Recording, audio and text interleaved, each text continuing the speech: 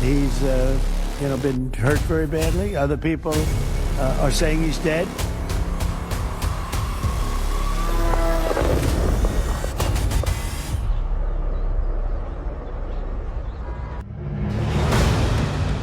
Iran के खिलाफ America और इजराइल के हमलों से पश्चिम एशिया धुआं-धुआं हो गया है। एक तरफ जहां तेहरान में तबाही के मंजर दिख रहे हैं, ईरान की टॉप लीडरशिप खत्म हो रही है, तो वहीं दूसरी तरफ अमेरिका के सैन्य ठिकानों से लेकर तेल अवीव तक बमबारी हो रही है। ईरान के ताबड़तोड़ हमलों से अमेरिका और इजराइल भी पस्त नजर आ रहा है। इस जंग में बर्बादी दोनों तरफ से हो रही है, लेकिन इस बीच अमेरिका ने ईरान के नुकसान के जो दावे किए हैं वो हैरान कर देने वाले हैं। व्हाइट हाउस ने दावा किया कि ईरान के 7,800 ठिकानों पर हमले हुए हैं। यही नहीं, अमेरिका ने ईरान के 120 युद्धपोत को भी तबाह करने का दावा किया। अमेरिका के दावे के मुताबिक जंग शुरू होने के 18 दिनों में अमेरिका और इजराइल के लड़ाकू विमानों, ड्रोन और मिसाइलों ने ईरान के भीतर 7,800 से ज्यादा ठिकानों को निशाना बनाया है। इनमें कमांड सेंटर, मिसाइल साइलो और रडार स्टेशन शामिल हैं।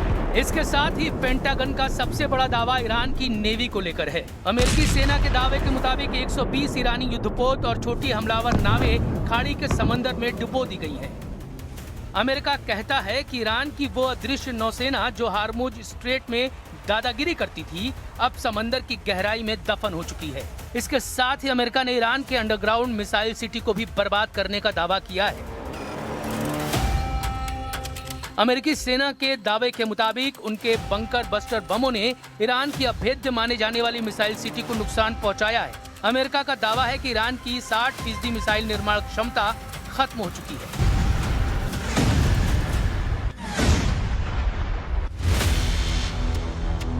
एक तरफ अमेरिका ईरान की बर्बादी के आंकड़े गिना रहा है, वहीं इजराइल और खुद अमेरिकी सेना को भी इस बारूदी दलदल में भारी कीमत चुकानी पड़ी है।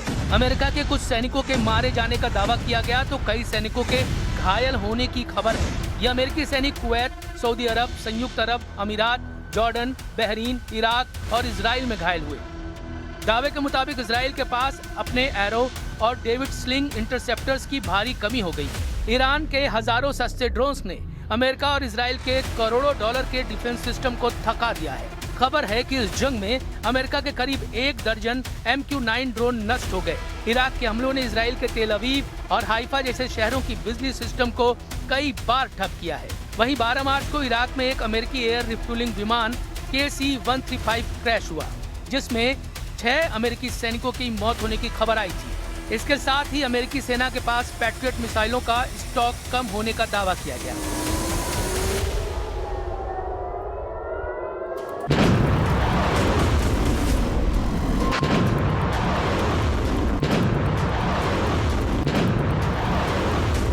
पश्चिमी मीडिया की रिपोर्ट के मुताबिक ईरान के हमलों को रोकने के लिए सिर्फ 3 दिनों में ही 800 से ज्यादा पैट्रियट मिसाइलें दाग दी गई। सीरिया और इराक में मौजूद अमेरिकी ठिकानों पर ईरान समर्थित गुटों ने कामिकाजे ड्रोन से हमले किए, जिसमें कई अमेरिकी सैनिकों के जख्मी होने का दावा किया गया। यानी इस जंग में अमेरिका जितना दिखा रहा है उतना है नहीं। अमेरिका को भी इस महायुद्ध में बहुत नुकसान हो रहा है। ईरान के जिस नुकसान का दावा अमेरिका कर रहा है, उन दावों का सिर्फ एक ही मकसद दिख रहा है, वो ये कि मुस्तबा खमैनी की सेना का मनोबल तोड़ना। जबकि हकीकत ये है कि अगर ईरान की नौसेना खत्म हो गई होती तो ट्रंप हार्मुज स्ट्रेट की रक्षा के लिए 7 देशों से मदद की भीख क्यों मांगते।